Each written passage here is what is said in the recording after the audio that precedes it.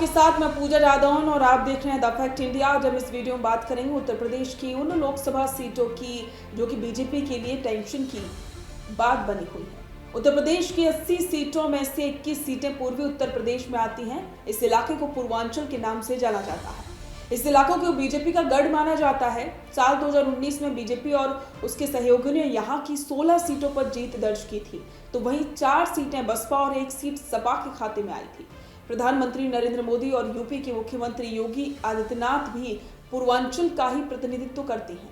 पूर्वांचल की इन 21 सीटों में से 8 सीटों पर छठे चरण में मतदान हो चुका है। बाकी बची 13 सीटों पर 7वें और अंतिम चरण में 1 जून का मतदान कराया जाएगा। चलिए आपको बताते हैं कि 2024 के लोकसभा के चुनाव में इन सीटों का गणित कैसा है और लड़ाई में कौन किससे आगे है। उत्तर प्रदेश की मुख्य विपक्षी पार्टी समाजवादी पार्टी ने 2019 का चुनाव बसपा के साथ मिलकर लड़ा था। सपा बसपा के गठबंधन ने 15 सीटों पर जीत दर्ज की थी। बसपा ने जो 10 सीटें जीती थी उनमें से 4 सीटें उसे पूर्वांचल में ही मिली थी। वहीं सपा ने एकमात्र सीट जीती थी जो आजमगढ़ सीट पूर्वांचल में ही आती है। हालांकि उपचुनाव में उसे इस सीट पर हार का सामना करना पड़ा था। पूर्वांचल में 5 सीटें ऐसी हैं जिन पर बीजेपी को कड़ी टक्कर देखने को मिल रही है। इनमें आजमगढ़, लालगंज, जौनपुर, घोसी और गाजीपुर शामिल है।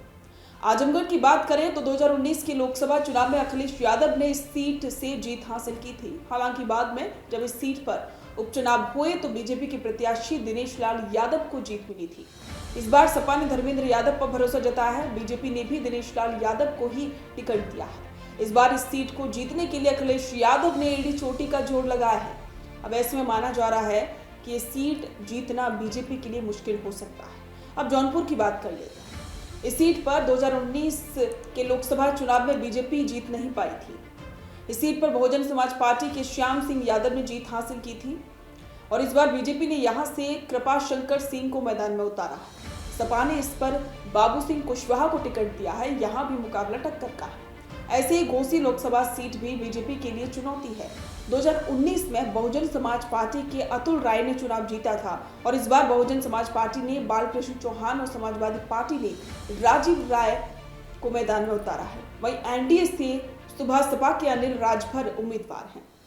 इसके बाद बात करें गाजीपुर लोकसभा सीट की तो 2019 में यहां से बहुजन समाज पार्टी के अफजल अंसारी ने जीत दर्ज की थी और इस बार बीजेपी ने पारस राय को टिकट दिया है, जिनका मुकाबला अंसारी से है। लेकिन इस बार अफजल अंसारी सपा के टिकट पर चुनाव लड़ रहे हैं। बात करें लालगंज लोकसभा सीट की तो यहां से 2019 में बहुजन समाज पार्टी की संगीता आजाद ने जीत हासिल की। बीजेपी ने इस बार फिर से नीलम सोनकर को मैदान में उतारा है और बसपा ने डॉक्टर इंदु चौधरी को मैदान में उतारा है और समाजवादी पार्टी ने दारोगा प्रसाद सरोज पर भरोसा जताया है। ये वो सीटें हैं जहां पर इस बार भी बीजेपी की जीत पर संकट मंडरा रहा है। अब देखना होगा कि प्रधानमंत्री नरेंद्र मोदी और साथ साथ में उत्तर प्रदेश के मुख्यमंत्री योगी आदित्यनाथ इस सीटों को बीजेपी के खाते में कैसे लेकर आते हैं। इस पर आपके विचार हमारे साथ साझा करें और बने रहें द फैक्ट इंडिया के साथ।